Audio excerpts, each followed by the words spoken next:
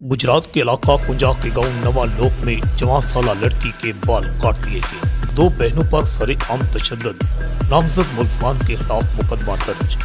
थाना कुंजा के इलाका नवा लोक में इंसानियत सोज वाक़या पेश आया है, जहां पर एक लड़की रिजवाना इशरत को उसकी बहन 16 साला मरियम तहरा के हमरा तशद्दुद का निशाना बनाया गया और उसके बाद 18 साला रिजवाना इशरत के कैंची से बाल काट दिए गए और रिजवाना का गला दबाकर उसे कत्ल करने की कोशिश भी की गई।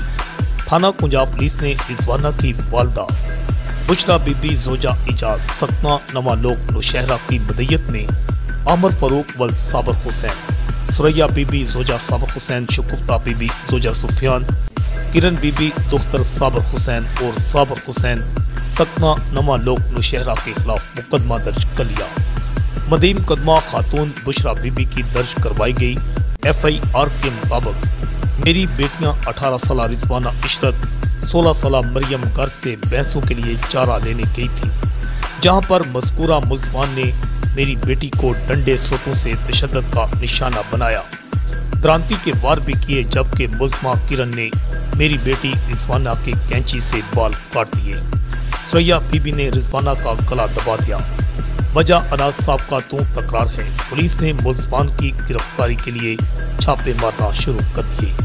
रिपोर्ट आकाश नियाजी, अल हिजाज न्यूज़, गुजरात।